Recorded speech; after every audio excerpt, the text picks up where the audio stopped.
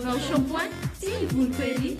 Vaovao vao shampoing citron papaye sy menthe amin'ny sachet sy tavoahangy. Ankafizo amin'ny fotoana rehetra ny sardine Annie. Sardine Annie, tsara tsiro, mora ampiasaina, mora vidy. Souk à vitre, le spécialiste de la menuiserie en aluminium, des volets roulants, des vitres et des rideaux métalliques. Vaovao shampoing, sardine Annie, souk à vitre, manoltrano ny vaovao.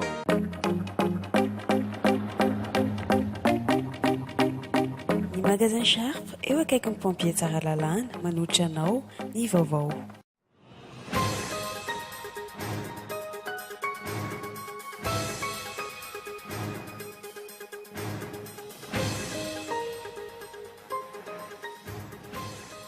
Sy mbola vonina ny PND na ny plan national de développement sy mbola vonina ihany koa ny plan d'urgence présidentielle izay nambaran'ny prime ministre androany lantsina sy mpantsina nefa ny lalana mifeny teti-bola-panjakana taona 2024 izay tokony hamaritra ny fandaniana amin'ireo drafitra fampandrosoana ireo.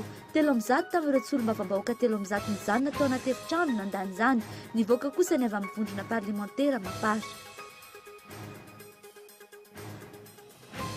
Rarara Valmanana tsy hita izay mangirana momba ny fanadihadiana ataon'ny fitondram-panjakana malagasy momba ny fomba nidiran'ity filoha teo alohan'ny sokosoko teto Madagasikara ity.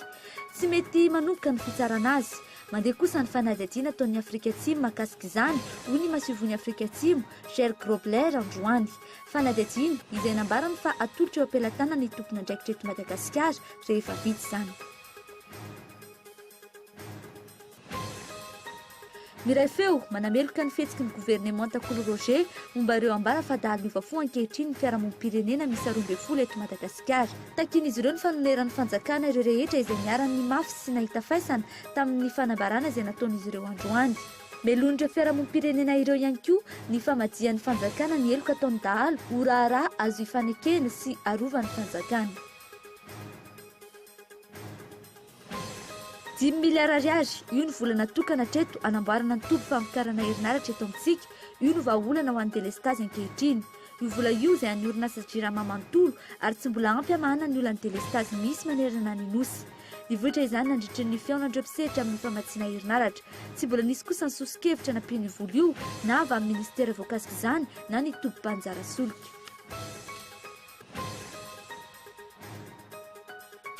Any ivelany, Meksika, fanondranana tova sa fitakiana onitra sa asa fampiroroana.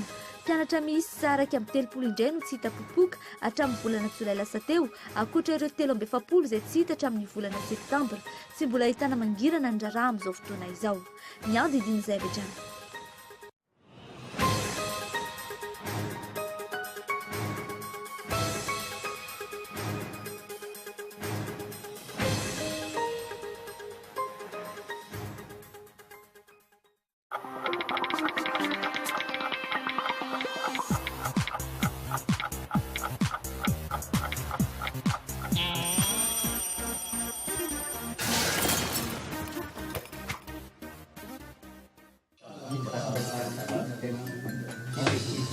Bon, inona no ataontsika gadao amin'ity taona ity? Ny anaty tranquille, za koa manana tomobile.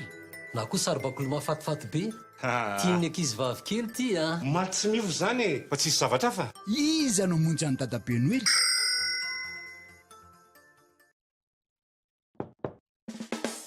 Vao Koko, naturaly, Koko zato isanjato. Vao Koko, tsy miparitaka. Vao Koko, tsy mandoto, sady mora hoentina.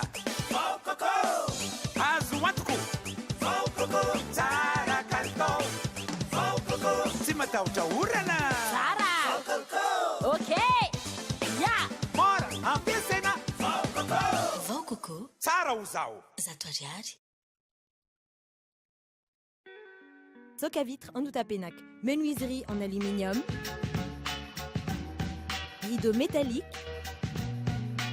volets roulants, vitres, tôle,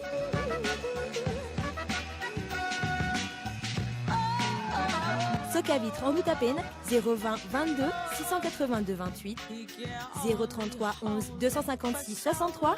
Soca Vitre en Outapène. Très sincèrement à votre service. Tongolo voatetika, miavaka milk, paty, ampio sardine Annie.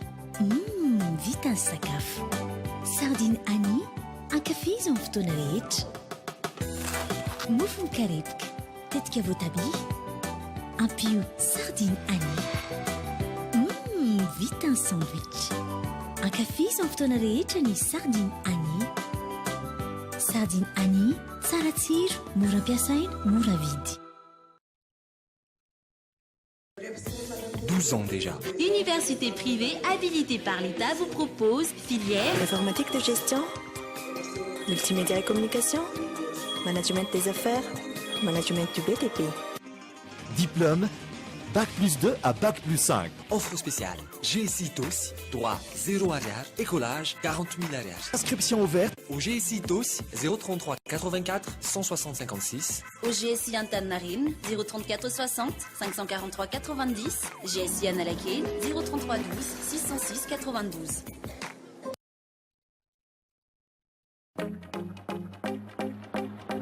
Pour vos équipements de maison, n'attendez plus et choisissez le magasin Char Tsaralalan, le représentant des marques Char et Séverin. Char propose toute une gamme de congélateurs, réfrigérateurs, lave-vaisselle, machines à laver et divers types de petits électroménagers. Pour tout achat d'un appareil Char, le magasin offre une garantie de 12 mois. Char, idéalement vôtre.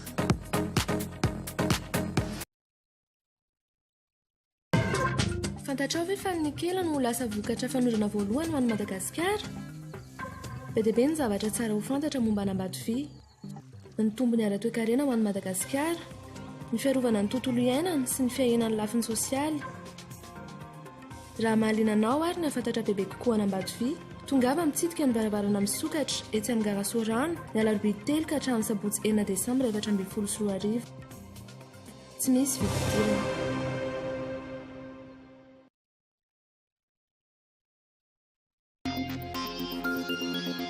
Une grande promotion pour tous les clients chez Lefmate pendant la fête de Noël et le Nouvel An. Des remises seront offertes pour les salons allant de 25% jusqu'à 50%.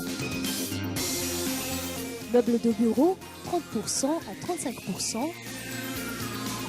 Salle à manger, vaisselier, table basse, 25%, 30%.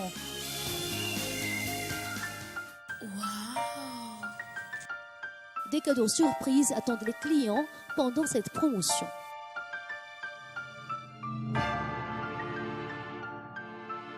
Lefmet, Anoussat.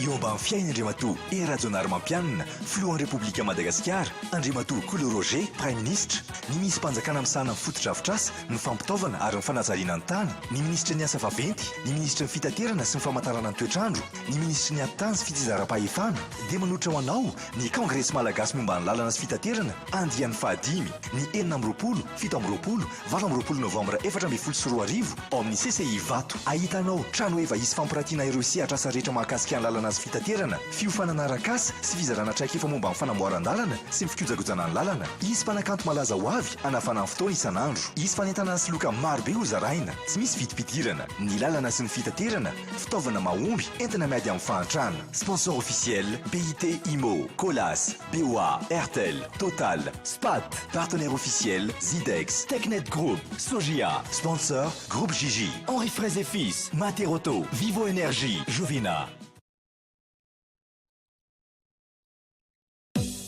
Efa fety sahady eo amin'ny galerie sivy ary anao tsiaro ny fiainam-bidy. Misy ireo entana manaraka ny teknôlôjia avolenta, alarme sy vidéosurveillance, ordinateur portable, imprimante, consommable informatique, tablette, téléphone naika farany, fahitalavitra, appareil photo sy caméra, ampli baffle sy izay rehetra mety électroménager. Aza mandeha lavitra tsony, tokana ny safidiko galerie sivy, malagasy mivoatra. Ampita amin'ny Central Hotel Tsaralalana.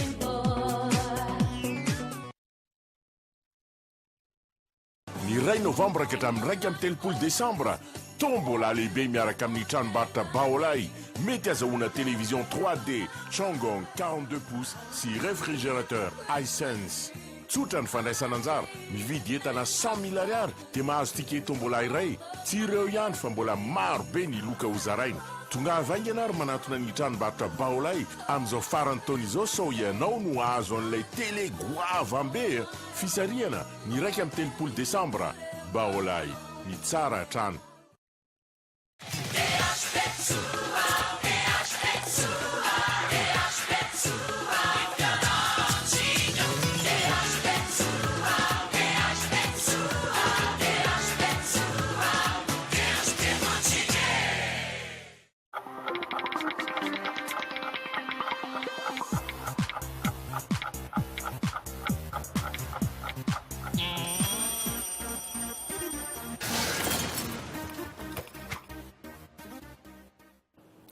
Ankafaliana trano tomboky lasomboky vavy ny tsy dina ny tokantrano amin'izao takarivo izao miara-banao ary manasana ho indray anaraka ny vaovao hatramin'ny farany.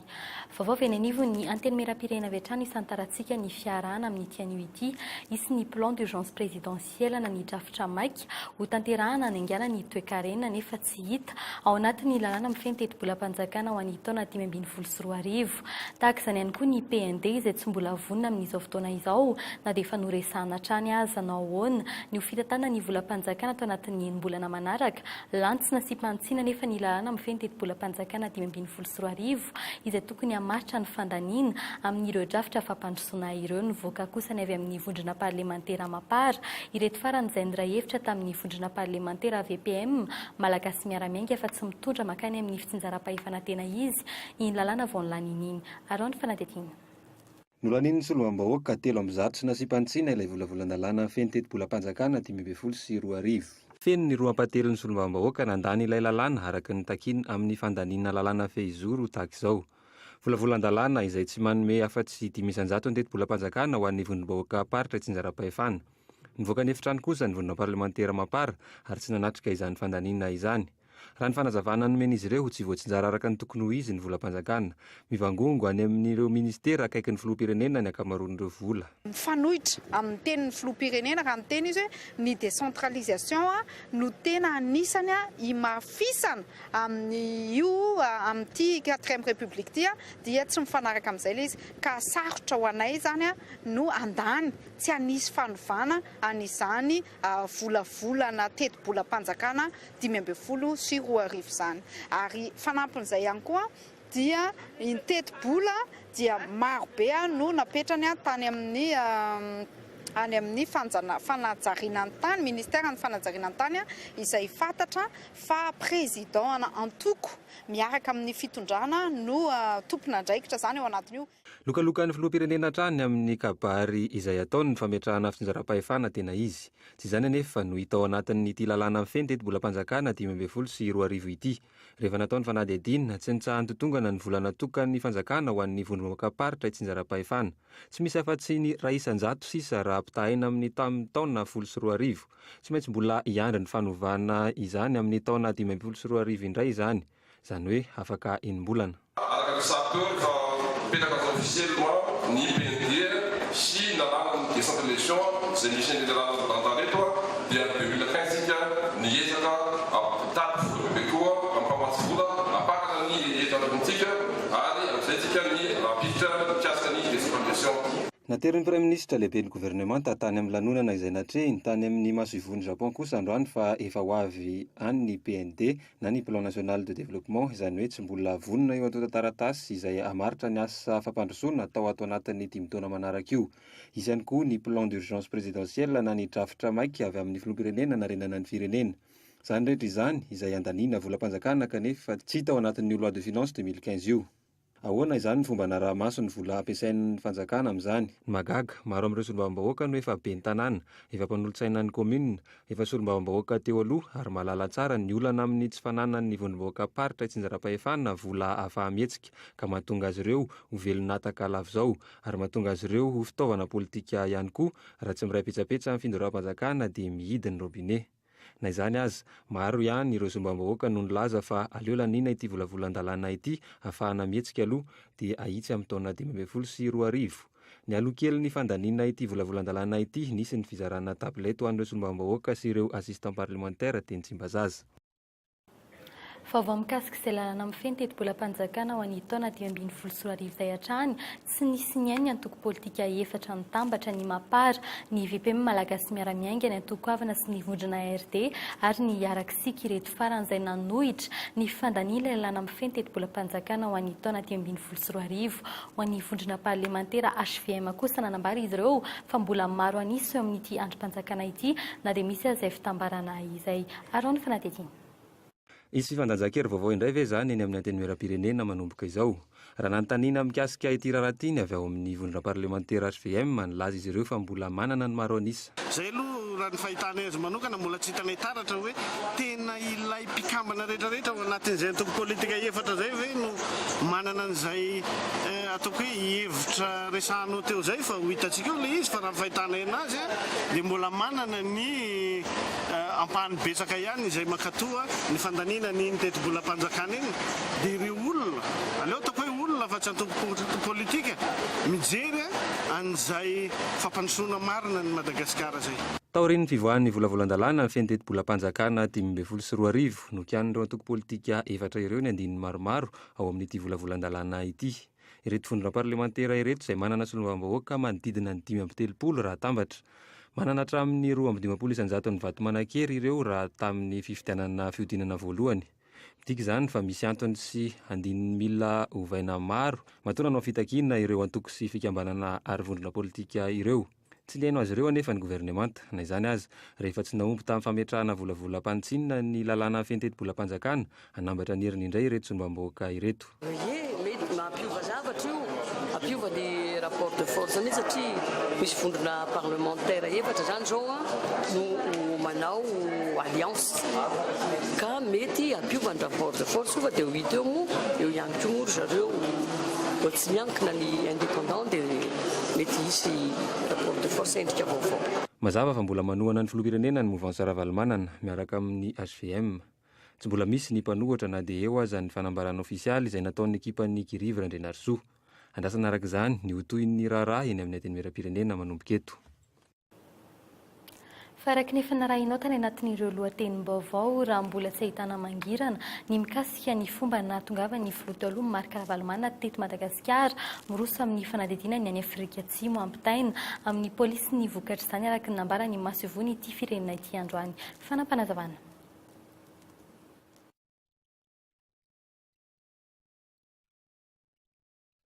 That we are busy with the investigation in South Africa, and as we are completing the investigation, we are sharing the information with the Malagasy authorities. Lafim-baovao hafa kosa indray miray feo manameloka ny fihetsiky ny governemanta Kolo momba ireo ambara fa dahalo ny ovafo ankehitriny ny fiarahamonim-pirenena misy 12 eto Madagasikara. Takin'izy ireo ny fanoneran'ny fanjakana ireo rehetra izay niaran'ny mafy sy nahita faisana tamin'ny fanambarana izay nataon'izy ireo androany melohin'ireo fiarahamonim-pirenena ireo ihany koa ny institutionnalisation ny famadian'ny fanjakana ny heloka ataon'ny dahalo ho raharaha azo ifanekena sy arovan'ny fanjakana. Fanatetina. Tsy azo ekena ny tsy maty manota sy ny fandikan-dalàna.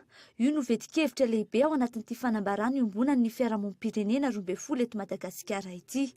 Manoloana ny fihetsiky ny governemanta ametraka drafitrasa hamerenana ireo dahalo amin'ny fiarahamonina dia tsy pihin'ireo fiarahamonim-pirenena ireto amin'ny alahelo ny tsy fanajana ny zon'olombelona sy ny fijaliana teraky ny asan-dahalo izay mbola mitohy. Fa indrindra ny fanitsakitsahana ny zon'ireo izay nahita faisana vokatry ny asan-dahalo izay tsy misy mijery ankehitriny. Noho izany dia takin'ny fiarahamonim-pirenena amin'ity fanambarana ity ny tokony hanaovan'ny fanjakana ho laharam-pahamena ny fanampiana sy ny fanonerana ireo nitondra faisana tamin'ny asan-dahalo. Manoloana ny fanambarana izay ataon'ny mpitandro filaminana momba ny fahafahampon'izy ireo tamin'ny opération tandroka kosa indray dia naterin'ireo fiarahamonim-pirenena ireo ny fisian'ny herisetra nataon'ny mpitandro filaminana sy ny fanitsakitsahana ny zon'olombelona nataon'izy ireo tany Atsimo. Manamarina izany ny fanadihadiana nataon'ny Amnesty International taona 13 sy 20 sy ny enquête 14 sy 20.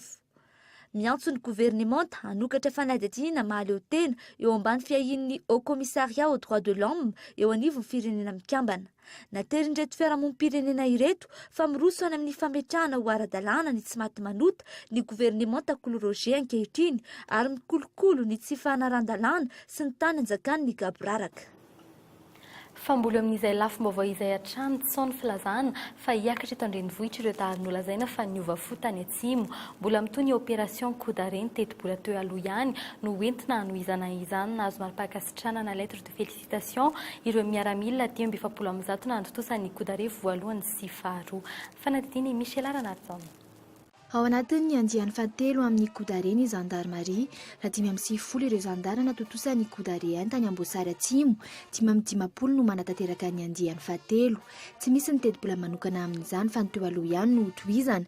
537 miliara ariary teo no nanatanterahana ny Kodare 1, halatsak'izay ny Kodare 2. L'opération Kodare ohatrany efa teo aloha ihany zany no tohizana, fa tsy hoe misy teti-bola vaovao. Nefa nisy 1, 2 reny no toendrenany no atao amin'ny 3 ihany koa. Ary misy élément eo le élément miasa any amin'ny unité territoriale any amin'ireo faritra mena reny. Fa misy koa ny renfort avy ety amin'ny Hervonstaitra aty amin'ny force d'intervention de la gendarmerie nationale Antananarivo zany dia miara-miasa ny daholo. Nisy zany amin'ny 700 mahery eo no mandeha miara-miasa any fa ny résultat zany zao aloha dia ny resaka fanaterana basy. Poitra daholo reny basy kalaknikov reny. Any amin'ny tapany atsimo Madagasikara izay mbola tsy nandalovan'ireo zandary tamin'ireo andian-droa voalohan'ireo no nanatanterahana ny andiany fahatelo. Isan'ny voakasika amin'izany ihany koa ny faritry Melaky. Nanamarina ny kamandin'ny gendarmerie pirenena androany fa tsaony resaka mandefa hiakatra eto an-drenivohitra ireo dahalo niova fohy ireo. Sao zany ary zavatra entina savorvorona fa tsy isy zany zavatra. Ary raha hoe sanatriavana, isy zany mety tsy ireo olona dahalo lavolefinareo fa mety olona tarihan'olona zay vina anakorotana dia lazaina fa dahalo avy any atsimo. Nototosaina androany ny fizarana ny mari-pakasitrahana na lettre de félicitation ho an'ireo zandary 570 natotosany Kodare 1 sy 2, toy ihany koa ny fizarana certificat de bonne conduite ho an'ireo tanora 520 na vita fanompo-pirenena nandritry ny roa taona. Dia izany koa ny vadiantsika eo amin'ny pejy toe-karena maro toerana ny vidim-bary eto an-drenivohitra tao anatin'ny iray volana manodidina ny 790 ariary ny kilony vargasy amin'ny ankapobeny na dia nahitana fahatsarana azy ny voka-bary eto an-toerana nitomby ihany koa ny fanafarana vary raha ny tatitra voaray tamin'ny volana oktobra farany teo. Ny fisian'ny rivo-doza mahery vaika ihany hatreto no ahina hampiakatra ny vidin'ny vary raha ny fanjavan'ireo teknisianina. Fanatediny. Tsara ny voka-bary taona 424 raha mitany taona 324. Vokany nidina vindim-bary misy fihenany 70 ariary ny kilaon'ny akotra tamin'ity taonty raha oharina tamin'ny taona 324. 20 ariary izay elanelan'izay ho an'ny varina farana ary 70 ariary ho an'ny vary fotsy. Tsy misy atahorana araka ny fiakaran'ny vidim-bary eto amintsika raha ny toe-javatra amin'izao no dinihana. Ny vanimpotoana maitsoahitra ny fotoana iakaran'izany amin'ny ankabeny. Zao misy 20 sy 900 sy arivo, dia misy 70 sy 900 sy arivo, dia misy 80 sy 900 sy arivo. Izay aloha zany mety aminay. Semansa 20 amin'ny 100 sy arivo. Dia makalika 80 sy 900 sy arivo, dia misy koa ny Ridelix, dia ny stock 3 arivo sy enin'alina, dia ny Ridelix 3 arivo sy 7 alina. Na dia ampiasa amin'ny voka-bary eto amintsika nahitana fiakarany ihany koa fanafarana vary avy any ivelany tamin'ity taonty. 3 alina sy 3 hetsy taonina ny nafarana hatramin'ny volana oktobra lasa teo. 2 alina sy 4 hetsy taonina kosa zany ny taona 324 arivo ary 2 hetsy taonina zany ny taona 24 arivo. Mora ny vary avy any ivelany ka izany no ahafahan'ny firenena malagasy manafatra izany. Efa tonga eny amin'ny tsena amin'ireo faritra mpamokatra vary eto amintsika ihany koa ireo vary nafaran'ireo ankehitriny. Amin'izao fotoana izao zany manao déstockage daholo zany ny reny grenier communautaire villageois reny mamoaka ny vary any atsofotra zany zareo amin'izao fotoana satria atao le izy mba afana efa mahatratra le prix ilainy zany ny GGV dia afaka amin'ny déstocké vary. Ny fisian'ny rivo-doza mahery vaika ihany hatreto no atahorana ny mbanvogabary ny taona 2024 ka hampiakatra amin'ny vidim-bary eto amintsika. Raha tsy aivina toy ny isa-taona, rivo-doza 3 no fantatra fa handalo eto amin'ity fotoam-pahavaratra ity. Lafomba vaofa kosa indray no entina aminao manaraka fantatra fa eto Madagasikara hatramin'ny omaly i Bill Gates sy Melinda Vady ny tompon'ny orinasa Microsoft isan'ny mpanefefa indrindra-tany eo amin'ireo mpandraharaha miantsehatra eo amin'ny tontolon'ny teknôlôjia tombanina hatrany amin'ny 1.20 miliara ny fananany Bill Gates sy tiaraintsika naraintsika tamin'ny sary teo ny fiaramanidina izay nitondra azy ireo hita tany dolanary fantatra fa mbola eto Madagasikara izy ireo hatramin'izao fotoana izao. Fa iverenantsika aloha ny pejin'ny toe-karena avy any Eropa ny 900,000 lamba afaran'ny Madagasikara tsy mitsaha mitombo ny fanafarana lamba hatramin'ny taona 2024 tsy arak'izay nefa ny fivoaran'ny fivarotana lamba eto amin'ny tsena anatiny mitaraina ireo mpamongady tsy sotry amin'ny fahavitsian'ireo mpanjifa nena 900,000 ny tsenan'izy ireo tato anatin'ny 5 taona. Michelara Narzona no mitatitra ny mahakasika izay. Firenena mahery ny 10 eran-tany no anafaran'ny Madagasikara lamba, isan'izany Chine, Inde ary Brésil. Saingy amin'ny ankapobeny avy any Eropa ny ankamaroan'ireo lamba miditra eto amin'ny tsena anatiny. Raha natotanisa avy amin'ny fahatseranana, tsy nitsaha tombo ny vola natotin'ireo mpanafatra hitany eto Madagasikara amin'ny resaka lamba. Raha toa ka mahery ny 500 miliara ariary izany ny taona 2024, niakatra 700 miliara ariary izany ny taona 2022 ary mahery ny 700 miliara ariary ny taona 2024. Tsy mifanaraka amin'ny tolotra nefa ny tinady eto amin'ny tsena anatiny. Ray volana mialohan'ny fetin'ny krismasy, mitaraina ireo mpivarotra lamba fanjairana etsy sotry amin'ny tsy fandehanany tsena. Tena mihena aloha satria ny lamba fa tsy dia mandeha tsony azo tsy dia lahara-pahamehan'ny olona le lamaody satria sakafo tsony tsy apy. Any amin'ny sakafo daholo zao ny olona fa ny lamba tsy mety vidy lamba tsony ny olona. Zao tsy mahafaty tsara raha mahafaty zao tsy mahafaty lamba tsony, tsy mahafaty vola tsony satria tsisy mpividy ny lamba. Ka aloha zao mety mahafaty 40 millions zao tena raha fa mahafaty zao eny amin'ny 10 millions sisy. Tato anatin'ny 5 taona tsy nitsahany ena ny vola miditra amin'ireo mpivarodamba. Raha toa ka 2 contenera no lafin'izy ireo anatin'ny 2 taona, 2 sisa izany amin'izao fotoana izao. Ankoatran'izay, manampitrotraka ny fahatiantoka ny fahalafosan'ny vidin'ny conteneran'ny lamba. Tafiakatra 1 miliara ariary izany amin'izao raha toa ka 20 tapitrisa ariary 5 taona lasa izay. Ny ankamaroan'ireo mpiantsena ihany koa izay famoronany amin'ny fividianana akanjo vaovao na ny firipy. Friperie zao manavananako izy mbola hiala vola andraitra sy aninona indray. Ny anahy aloha toa dia vidy confection tiako satria raha isainao ohatra hoe vidy ravin-damba ianao dia jerenao ny prix-ny manjaitra izany dia miampy vidin'ny ravin-damba dia enjakenjana lafolafo kokoa izany. Totongana ny sehatra ny fivarotana lamba fanjairana na dia efa vanim-potoana tokony andehanany tsena izany volana Novambra tahaka izao. Eo amin'ny 720 ariary hatramin'ny 7,1 ariary ny metatry ny lamba eny an-tsena. Takon'ireo akanjo efa vidy izy ireny, eo ihany koa ny fitobahan'ireo firipy izay mameno ny 900 ny tsena ankehitriny.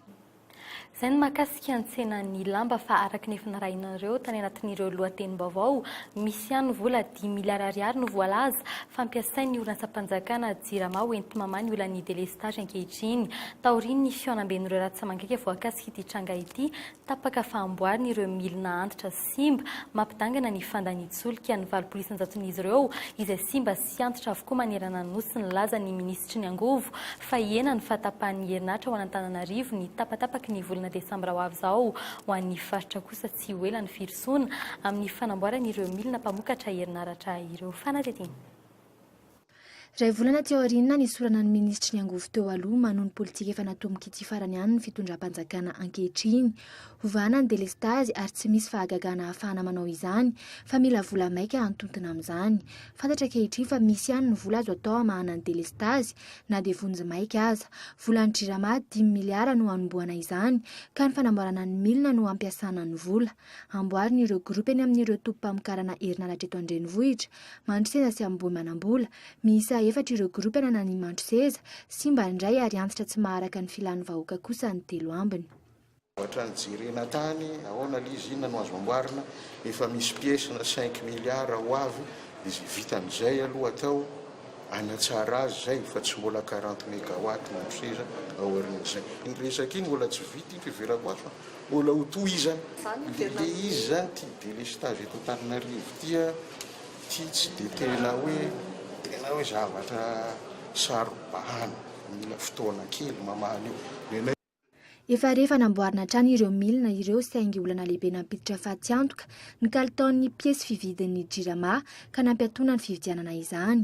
Oliverina hividy piesy amin'ireo orinasa novidianana izany teo aloha ihany ve ny jirama amin'ny fanamboarana ireto milina ireto.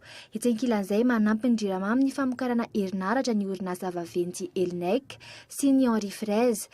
Rehefa tsy voalohan'ny jirama nefa ny saran'izany tsy mandeha araka ny tokony ho izy ny fanampian'ireo orinasa ireo.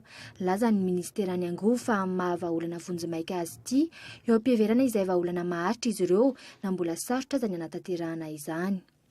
Fa ny fitambarany rehetrarehetra mbola ilaina amin'ny délestage dia mbola sarotra amiko mamaritra azy fa lazana azy zany tokony andraikitra rehetrarehetra mikasika ny famokarana jiro ao an-trano malalaka tsara zany nareo raha tany fomba famokarana mitiakatra.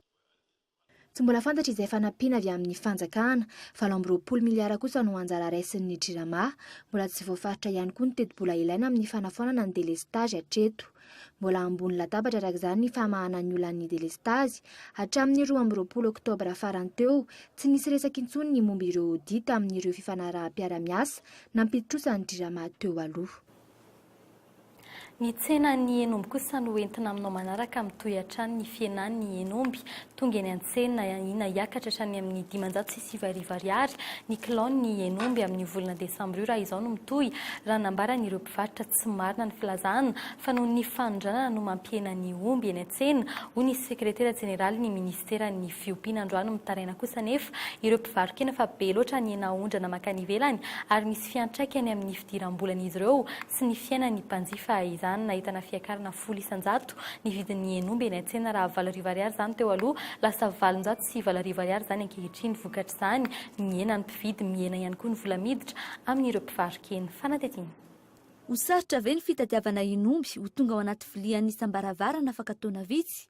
Efa any ny any mpivarokena amin'izao fotoana izao ankehitriny raha volana meloan'ny fety manahy mafy ny mpivarotra fa hiakatra indray atsy-hoatsy ny enomby izay efa niakatra 100 tato anatin'ny 3 volana farany. Miena ny enomby tonga eny an-tsena 720 ny kilao ankehitriny izany hoe ahitana elanelana 700 ariary amin'ny vidiny teo aloha. Ahina ho tafakatra 590 ariary nefa izany amin'ny volana desambra io hoy ireo mpivarokena. Ifampitadiavana ny omby na dia fotoana mampiena ny omby vonoana aza ny fitoam-piasana tambary tahaka izao ny ena ambany dia ambany tamin'ity taona ity raha mitata tamin'ny teo aloha hoy ireo mpivarokena ny afitsika ireo abatoara sinoa no anton'izany hoy izy ireo. Mila jerena tsara le omby satria ny tena marina zany rehefa kelikely raha zao no mitohy mety hanafatra omby amin'izay tsika nefa raha amin'izay fotoana izay mety tsy voafiditsika intsony le omby.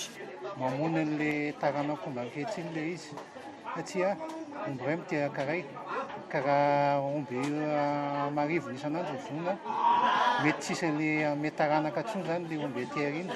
Ankilany ihany koa manodidina ny 100 ny omby vonoana isan'andro an'Antananarivo sy ny manodidina. Miena 400 izany ankehitriny ary mihalafo araka izany ny vidiny eny an-tsena. Ho an'ny ministera fiompiana kosa nefa tsy misy fiantraikany amin'ny enomby tonga eny an-tsena ny fandranana ena ny ivelany ankehitriny. Ohatra raha voalaza fa 100 isan'andro ny omby vonoana ny votovorona nefa 80 ny voalaza ny fifanarahana dia naterin'ny ministera fa famenoana ny banga tsy tratra teo aloha no anton'izany.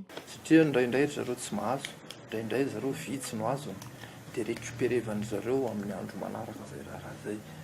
Hany ka gaga ny olona indraindray mametraka hoe tao-80 ihany fa misy 20 misy 100 normal zany. Raha jerevana ny cahier d'enregistrement zareo ny omaly sy ny afaka maly hita ao ny voapofo daholo zany. Momba ity abatoara ny votovorona ity mbola mikatona izany raha ny fanazavan'ny ministera. Mbola tsy milamina aloha ny resaka ara-pahasalamana ara-pahadiovana ao anatin'io abatoara io dia izy hoe non tsy mahazo mamonina aloha. Ny ao likideny tsy maninona likideny fa ny vaovao vonoany tsy mahazo mamonina izy. Tsy tokony hisy fiarabe mitondra omby velona intsony araka izany mizotra eny an-toerana amin'izao fotoana izao. Dia ihany koa amin'izao fotoana izao fa misy ny fiketrehana fanondranana enomby atsy amin'ny nosy Mayotte aiza ho aiza ny fiarovana ny taranak'omby, aiza ho aiza ny fiarovana ny mpandraraha malagasy izay matsapa kehitriny fa mitanila ny fitsipy-dalao amin'ny fahazoana omby velona ary mahazo tombon-dahy ireo vahiny mpanondrana ny ivelany. Araka ny fanampanazavana azonay, sarotra ny ampidina ny vidiny ny omby ao aorianao raha toa ka midangana izany mandritra ny fety. Maresaka avy any ivelany any Meksika fandranana taova sa fitakiana onitra sasa fampiororona. Mpianatra misy araiky amin'ny 30 indray no tsy hita popoka hatramin'ny volana Jolay farany teo, ankoatr'ireo 720 tsy hita hatramin'ny volana Septambra tsy mbola ahitana mangirana ny raharaha hatramin'izao fotoana izao. Fahalantsy sy nasipantsiana teny amin'ny anteny mera-pirenena ny lalàna mifehy ny teti-bolam-panjakana ho an'ny taona 2024 mandeha ny fanadidina momba ny raharaha valo manana marika ny Afrika Atsimo ho ny mahasoivony ity firenena ity androany melohin'ny fiarahamonim-pirenena ny fihetsiky ny governemanta Kolo Roger momba ireo dahalo voalaza fa ny ovafo ary farany 10 milina ariary no ampiasain'ny jirama amana amin'ny ampahany olany delestage ankehitriny. Dia izay koa no entina manakatona ny fampahalalam-baovao tamin'ny teny malagasy tamin'ny tianio ity sorona hatrany ianao nanaraka izany hatramin'ny farany amin'ny 7 ora latsaka fahefa nanarahinao ny fampahalalam-baovao amin'ny teny frantsay. Izao moa dia afaka azonao arahina ao amin'ny tranokalany tv.cool.mg ny tena kosa metraka ny veloma ho amin'ny rampitso indray veloma tompoko.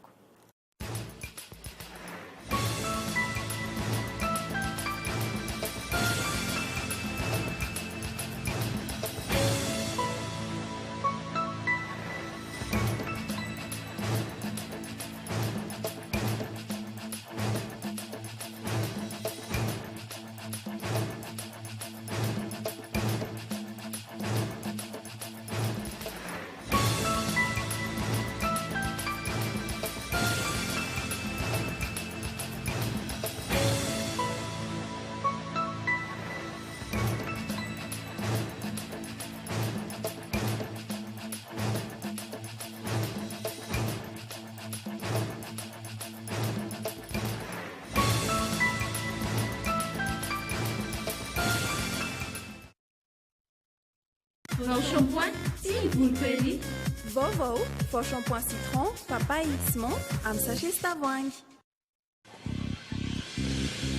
Ankafiziny fotoana rehetra ny sardine Annie. Sardine Annie, tsara tsiro, mora ampiasaina, mora vidy. Soka Vitre, le spécialiste de la menuiserie en aluminium, des volets roulants, des vitres et des rideaux métalliques. Ny fampahalalam-baovao ny Cool TV dia niarahanao tamin'ny Vaovao shampoing, Sardine Annie, Soka Vitre.